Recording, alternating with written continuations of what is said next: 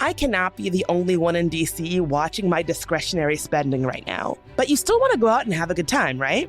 So where in DC can you see world-class artists for free? The Library of Congress. They have presented live music in one of the city's most iconic spaces for more than 100 years. The library is seriously so gorgeous. I checked out their schedule, and there are some things on there that I am genuinely excited about checking out. On April 1st, we have opera singer Janae Bridges with the Catalyst Quartet. Let me tell you, I looked up a video of her singing, and sis has pipes. On May 15th, we have jazz great Christian McBride, who is a 9-time Grammy winner. And on June 4th, we have DC native, Howard alum, and rising jazz singer Ekep Nkwele. The Library of Congress has such a wide range of events, there is truly something for everyone. Tickets are available now at loc.gov/concerts. See a show that's sold out? Don't sweat it. The Library of Congress offers day of rush passes to all performances. So see what's coming up at loc.gov/concerts. Hey, life can change in an instant. One minute everything feels normal, and the next someone else's mistake turns your world upside down. That's when you need a team you can count on. NACE Law Group has been standing up for DC families for decades, fighting for neighbors hurt by medical malpractice, wrongful deaths, and serious injuries. They don't just settle quickly or push papers. They dig in, fight hard, and make sure every client gets the justice they deserve. And here's something we love. They're a longtime supporter of CityCast because just like us, they care about this community and the people who call it home. So if you've been hurt or someone you care about has, pick up the phone. Call NACE Law Group. They'll stand with you, fight for your family, and make sure your rights are protected. Visit WashingtonDCInjuryLawyers.com. That's WashingtonDCInjuryLawyers.com.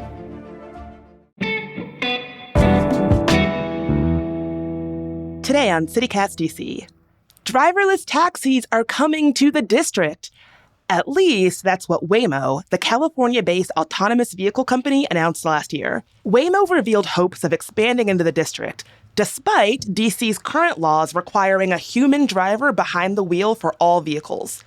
So, will these robotaxis actually arrive? Andy Hawkins has been covering Waymo for The Verge, and CityCast's own Priyanka Tilve has logged serious hours riding in Waymos around Austin, Texas. So I sat in the driver's seat with both of them to find out what's really going on with driverless cars here in DC.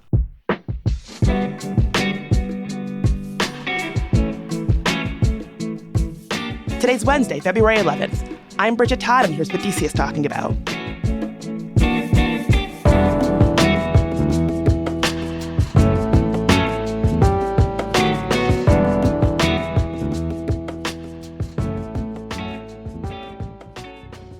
Andy, welcome back to the show. Hey, thanks for having me. And Priyanka, always nice to see you. Thanks for joining. Thank you. I'm so happy to be here.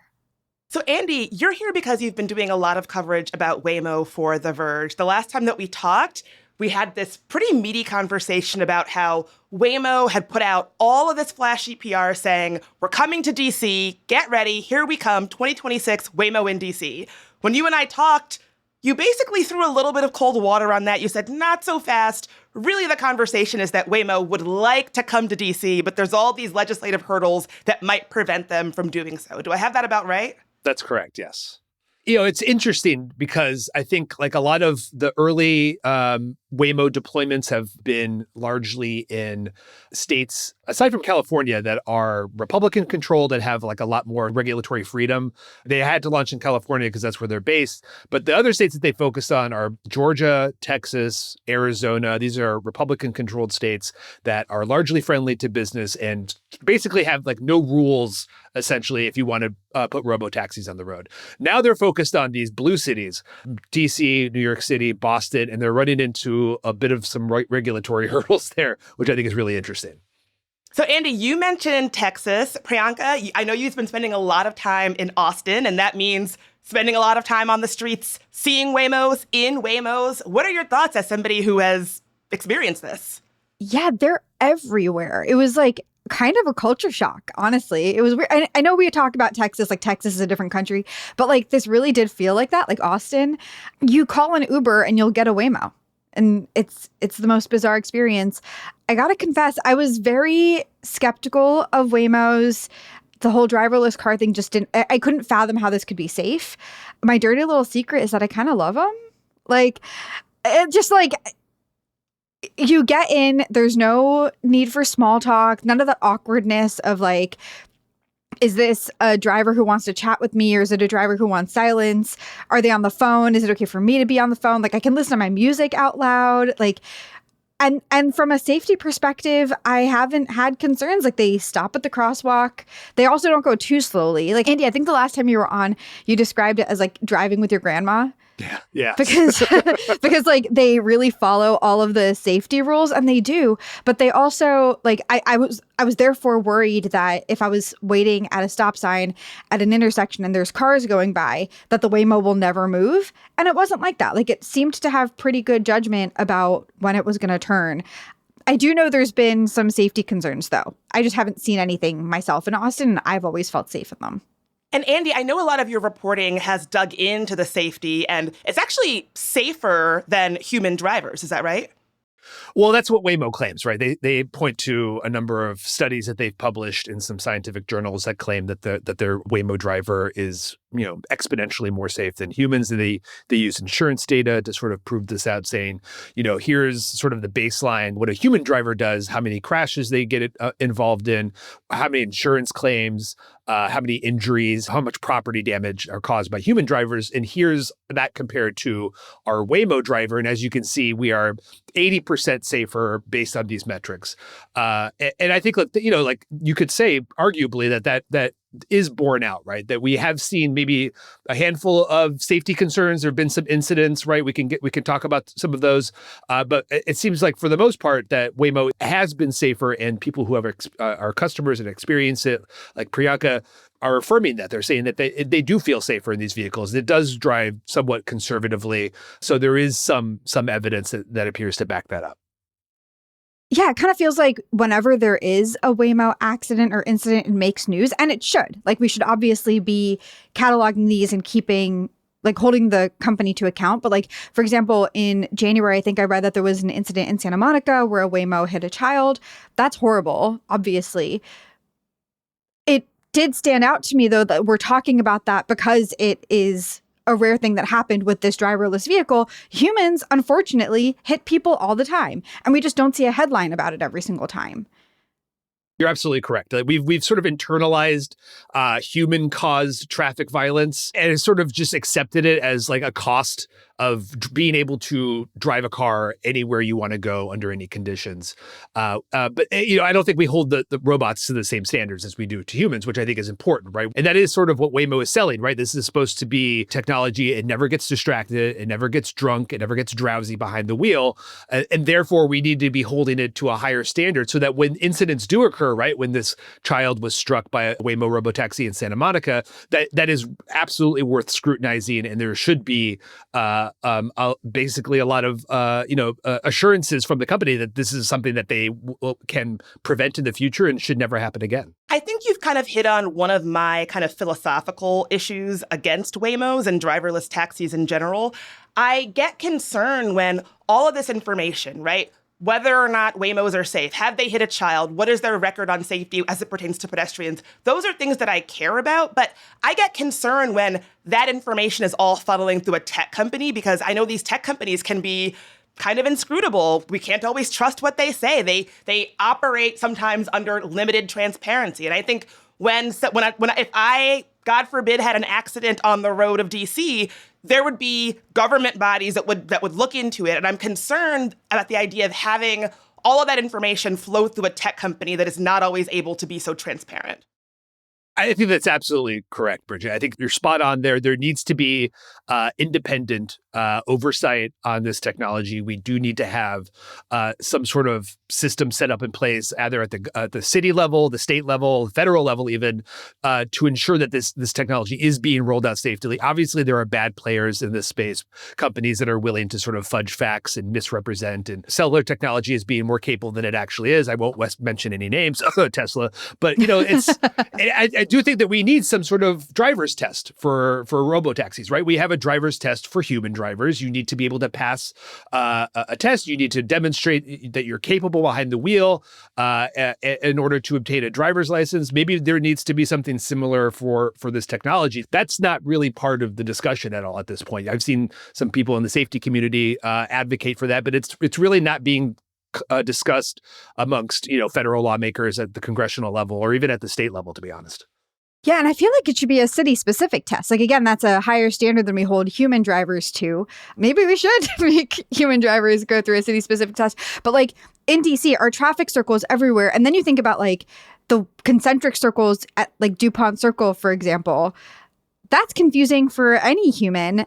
How are we teaching robot drivers to do that right? Like, I know, again, in Austin, there was a problem recently where the Waymos didn't fully understand the rules with school buses, and like that they were supposed to stop a certain distance away when the school buses stopped on the opposite side of the road.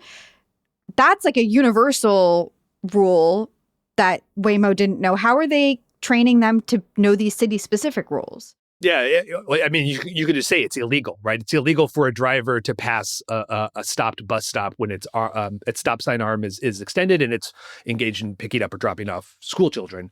The Austin School District has asked Waymo to pause robotaxi operations around schools. Waymo declined or refused, I guess, that request. Are they allowed to do that? Yeah. I guess so, until... Could I do that? Could I say, actually, I'm going to drive however I want around schools and y'all will just deal? Good luck to you on that if that's what you want to do. It's a really interesting point, Priyanka, that you brought up, because it's something we just published a big story about this on the Verge last week. And the reporter that reported out the story spoke to a number of autonomy experts. And what they said was, I think that there's something else going on here that I would say in the past year or so, Waymo's autonomous system was based on a traditional modular machine learning system. And they have now shifted over to an end-to-end learning technology that's kind of in vogue right now amongst AI companies.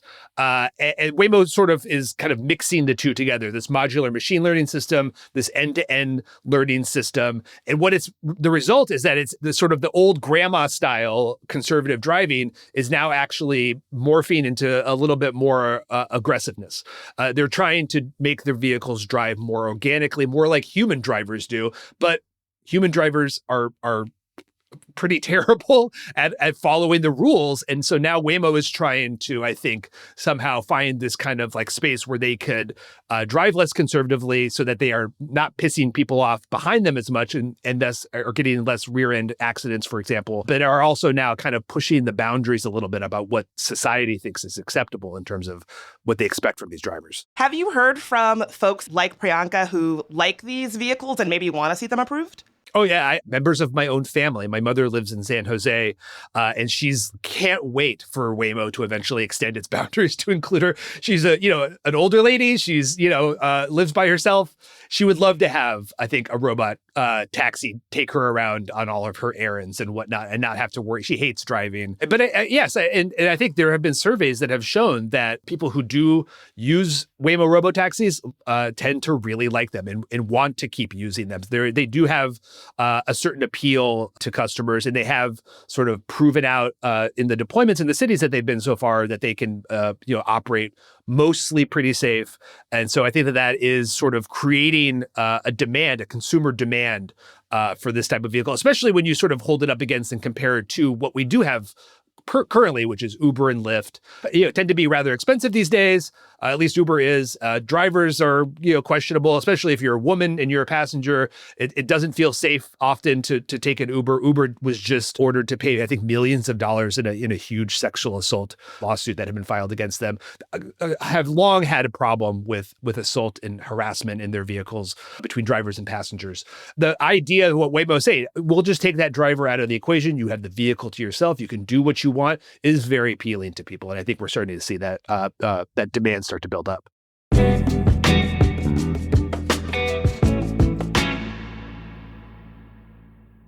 Catch world-class arts in DC this spring for free.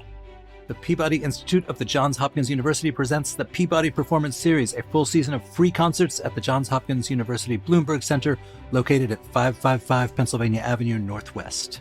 The Peabody Performance Series brings the artistry and innovation of one of the nation's leading conservatories to the heart of DC, with concerts and programs spanning jazz, classical music, and dance. Take a midday break with the Peabody Graduate Jazz Ensemble on February 27th. On March 24th, experience the Dance Showcase featuring contemporary choreography by Peabody faculty and alumni. On April 10th, the first of the Slang lecture series, examines spirituals as the cultural bedrock of the American sound, led by distinguished visiting faculty artist Darren Atwater. Hear the Baltimore Jazz Collective's original compositions, arrangements, and swinging improvisations on April 17th. On May 1st, pianist Stephen Spooner presents Aspects of Liszt. And on May 8th, the season concludes with a performance by the Peabody Jazz Ensemble. While all events are free, tickets are required for entry. Learn more and get your tickets at washingtondc.jhu.edu. It is one of my absolute favorite things when I get to do an ad read for something that I was already looking forward to doing. Because ever since I saw Amy Sherald's absolutely breathtaking portrait that she painted of First Lady Michelle Obama, I have been obsessed with her work ever since. So I am so geeked to have the chance to see her exhibition. It's Amy Sherald, American Sublime at the Baltimore Museum of Art. This exhibition showcases 38 of her breathtaking paintings, created from 2007 to the present, from her early, rarely seen works to her iconic, larger-than-life portraits that I first fell in love with. Over 52,000 people have already experienced it, making it the Baltimore Museum of Art's biggest exhibition in more than 2 decades. It would be a great day trip activity from DC for a date night or just to get out of the city. Tickets are just $18 for adults, and pro tip, it is free on Thursday evenings from 5 to 9 p.m. Buy tickets and plan your visit at artbma.org, and I'll see you there.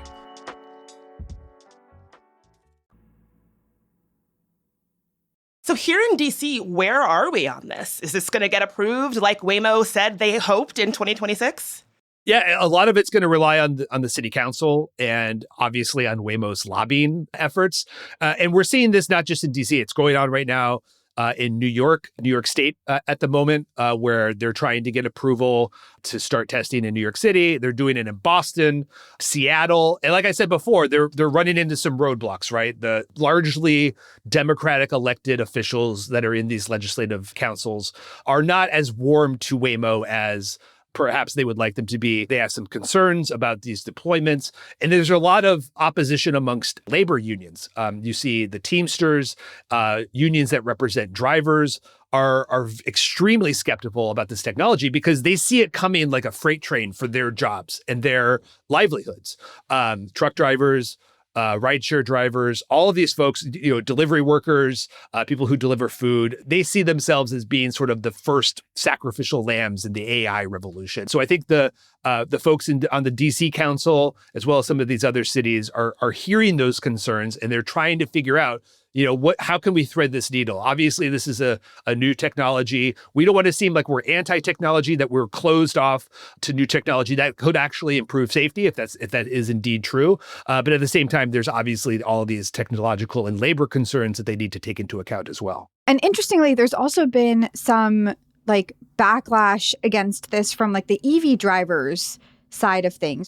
Yeah, Priyanka, we actually saw a comment, I think on Reddit, from user Chuck Griswold, who said, as an EV driving DC resident, DC needs to ensure that Alphabet / Google, Amazon, and Swastikar Inc., which I think he means, I'll let you decide who he means by Swastikar. Probably Tesla. I'm assuming Tesla there. You can fill in the blanks on that one. Have their own charging networks established before they approve any autonomous taxis in DC. It is an absolute nightmare trying to charge right now with Waymos taking up every charger. I've gone from a 4-charger EVG Go site with all 4 spots taken up by Waymos and 6 additional Waymos waiting to charge to a 3-charger Electrify America site with every spot taken and 2 additional Waymos waiting among the general public. It is an absolute nightmare for DC residents who rely on public charging. And so I think this gets at what you were saying. And it's the tension that I have with this entire conversation. I am not anti-Waymo, especially because I think it can really help pedestrian incidents, which I know in DC we have a real problem with. My concern is what happens when the line between public and private blurs. I think this comment really gets at that. And I think, just like you were saying, Andy, I remember when that glorious time around the 2010s when Ubers were like $8. You could go anywhere in the city for cheap. It was like, I look back on it like my parents talk about the 60s, right? It was a really magical time. And then what happened? It was harder to get human taxis run by the city, and then Uber and Lyft jacked up their prices. And as you said, we've gone through this before. We have a little bit of a playbook for what happens when that public-private line blurs, and we give over so much of our infrastructure to the whims of a private company. And I just don't want to see the same playbook keep happening over and over again. Yeah, it's an excellent point. We should have seen it coming, right? That the VC-backed tech company promising dirt cheap fares was not going to be a sustainable system for transportation. So yeah, and I think the same is true for Waymo, right? Like right now, the assumption is that you take the driver out of the equation and suddenly you're going to have these rock bottom prices for taxi rides. We ran a story just a couple weeks ago that compared Waymo prices against Tesla, against Uber and Lyft.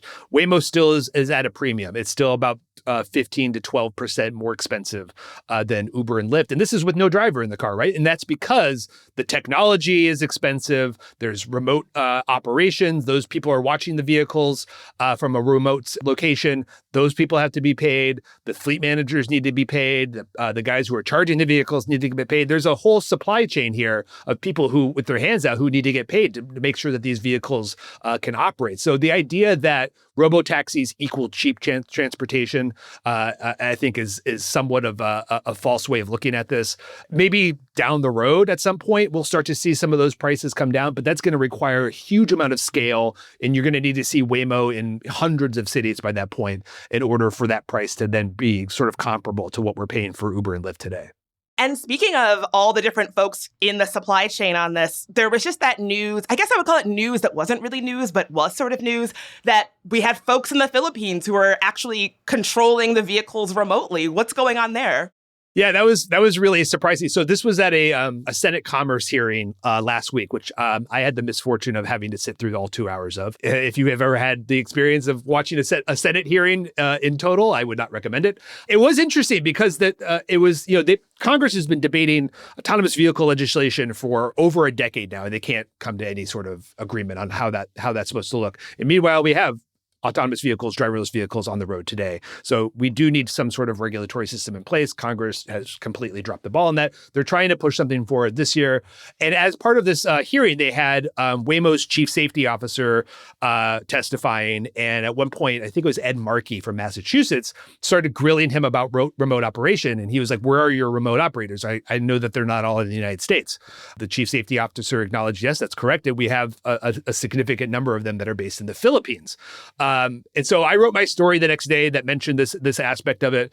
Didn't really think much about it. And then over the next few days, that nugget really just kind of blew up across all of my social media feeds. People were like, I knew it. They were being remote controlled by people in the Philippines. No, I don't understand how people knew it. They knew that this was happening. But I think it did what it did was shine a light on a kind of a very unknown aspect of this business. And it's something that Waymo has not done a very good job of explaining to the public, which is that, yes, they do have remote operators. They're not joysticking the cars. They don't have like remote steering wheels at their desks, and they're not controlling the vehicles from the Philippines. But what they are doing is offering suggestions when the vehicles get stuck in an intersection, or they're unsure. Maybe they hit a construction site and they don't know how to go around it because there's cars coming from the opposite direction. And the remote operator can just like quickly look and say, yes, you can go this way. And the vehicle will then do that itself rather than this person controlling it. But I think what we've seen is that this nugget of information that came out of this hearing has been blown up amongst the Waymo haters of the world, who are using it to sort of confirm their prior notion of the vehicles as being sort of technologically unfeasible, or not working the way that they were told that it was going to work. And I think that the ultimate point here is that robots, AI, autonomy, all of this stuff is going to need some human help on occasion, right? Like the idea that these things are going to be fully 100% autonomous in all situations is not true. They will require some human oversight and assistance. But for the most part, it is operating autonomously and making its own decisions based on the AI training and the sensor data and all of this stuff. But that the idea that actual robot needs to occasionally depend on human intervention was somehow very scandalous to a lot of people. So when do you think we'll actually be able to get into one of these cars in DC? In the next 5 years? Never? What do you think? Yeah, I mean, a lot of that is going to depend on the council, I think the municipal government and how it approaches sort of regulating the technology. They will need to actually approve, I think, a new bill in order to legalize driverless testing first. And then, if that ends up happening, right, if Waymo is able to convince enough legislators to support its vision, then they'll get some sort of permit to begin testing. And the way that Waymo usually approaches new cities is that they first have manually driven vehicles gathering mapping data, which I think are already in DC today. It used to be very slowly, and now it's actually kind of speeding up a little bit. It takes place over the number of months where they start to have safety drivers in the vehicles, but the vehicles operating autonomously. And then they take the safety drivers out and the vehicles operating autonomously, but not taking up passengers. And then they'll start to allow some, friends and family, perhaps, or early folks that are on a wait list to take rides. And then eventually they will launch a full-fledged commercial robotaxi service. But again, all of that will depend on the city council and whether or not they will approve a system that will enable Waymo to do this.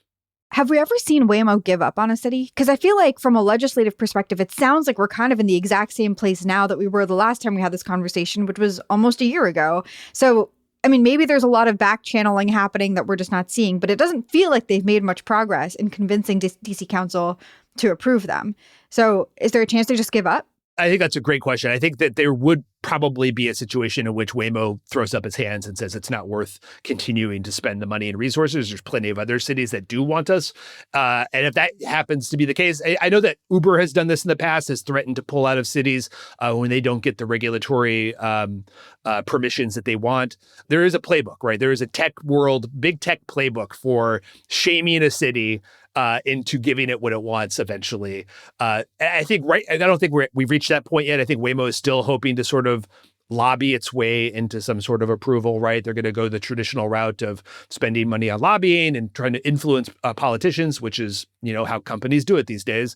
And I think that if they don't see any traction on that, if the council actively comes out and says officially, no way, no how, then you might see Waymo sort of take on a more aggressive tack. But that has not been their experience so far. And I think that they are trying to learn the lesson from like the bad old days with Uber, coming into a city without permission and then seeking forgiveness afterwards. They don't want to go that route. They know that didn't really win them any favors in the public. So I do think that they realize that this is a technology that is really at its core needs the public to trust it in order to have customers and to have a business. So I think Waymo needs to go about this as cautiously as it can, which is not to say that they won't eventually throw up their hands, but I think that they are still hopeful at this point. And just to table set, I know right now it sounds like Bowser is not too keen on these vehicles.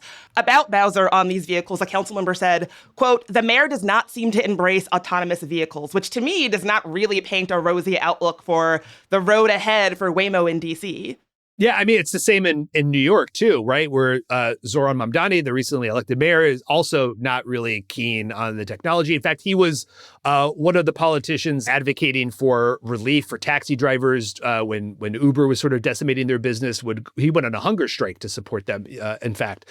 So it's going to be a real tough slog for Waymo in New York City as well, which is, I mean, like, if you think about it, these are huge markets for this company. They need to be in these places where a lot of people live and there's a lot of activity. And especially in a place like DC, with the federal government and access to all the people that are involved in the levers of power, essentially for the entire country, that is a very important place for Waymo to be in order to demonstrate that its technology is as safe as they claim that it is. That would help Waymo's business overall if they were able to win that approval in the district. That's why I think it's probably very important for them and why they're taking it seriously. I'm sure Bowser is hearing from Waymo's lobbyists probably too frequently than she would like. So it'll be interesting to see how that plays out as to whether or not Waymo's safety case will overcome her skepticism about the technology or about the labor concerns and other things that are coming up. To close, I'm curious for both of you, knowing a bit about DC, do you see these working in the district? I think they probably could. I think, say what you will about some of the problems that Waymo's been having with school buses or with this child that was struck in Santa Monica. It's, no one has died yet. I say yet because, it does seem like after a certain point. That's a pretty grim benchmark, dude. I don't want to be pessimistic, but it does seem that after they achieve a certain scale, there will be some scenarios in which it's just completely out of their control, the technology's control. And I do think that eventually it will happen. That's put other robotaxi companies out of business, right? There was this company Cruise in San Francisco where they ended up dragging a woman and injuring her terribly. There was Uber that killed a person in Arizona. Both those businesses had to shut down their autonomy divisions. So, I think Waymo's knows that it's a very thin line between its success and its complete failure. That said, they're now in 6 cities. I think they just started autonomous passenger pickups in Miami. They're going autonomous in Nashville. They got like a whole slate of cities that they're going to expand to this year. They're feeling very bullish about this technology. I do think that they can approach any politician, lawmaker, or regulatory body and say, we have not had any deaths yet. There have been some injuries, but we have prevented the worst things from happening. And statistically, overall, are able to handle very complex situations. And that's why you should consider them for your city. So it'll be really interesting to see. I think this is going to be a real crucial year for the company. And I think the test is really going to be whether or not they can win over these lawmakers in places like DC. I think that'll be really a real milestone for them if they can actually accomplish that. Yeah, I think that from a tactical standpoint, I can see Waymos working in DC. All of the concerns I listed earlier about our circles and the DuPont Circle area and how chaotic that is, at the end of the day, I trust a Waymo more with that than human drivers. And I live right by a one-way street that drivers, for some reason, are constantly coming up the wrong way. And I would be glad for that to stop. I've done that. I know where you live. I know that street exactly. I can't even front. You've probably seen me doing that. Bridget, get off my street. Sometimes you're late and you got to get where you're going. Just kidding. Just kidding. I would love for that to stop. But from a legislative standpoint, I remain a bit skeptical. I think that the DC Council has been up against some pretty intense battles over the past year that they haven't been able to win. I'm talking about with the federal government. And I can see them perhaps sticking to their guns a little bit harder here just because they feel like they need to stand up for the working man and stand up for their morals and ideals. And this is a situation where they think they might be able to win where they haven't been able to elsewhere. It is also an election year where we've got 5 or 6 big elections because of the mayor's race, the DC delegate race, council members who are trying to run for those other roles, and therefore their seats are up potentially for election. I think there's going to be a lot of grandstanding. Well, Priyanka, Andrew, maybe the next time we talk, we'll be doing it from the back of a Waymo with no human driver. I would love to ride with you, Bridget. As long as I get to control the music. Yes, okay. Thanks so much for being here. Thanks for having me. Thank you. Bye. And before we wrap, I just want to take a moment to thank all of our new CityCast DC neighbors. If you missed it, we are immediately hiring 4 journalists to break stories and own key local beats in the wake of the Washington Post cuts.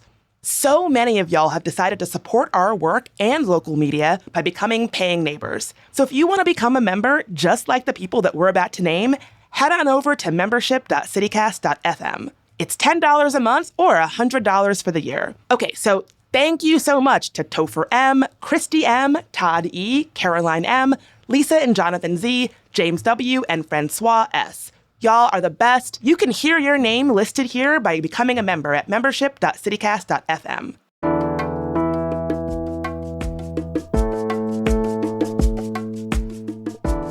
That's all for today here on CityCast DC. If you enjoyed the show, why not tell a friend, rate the show, leave us a review, and subscribe to our morning newsletter.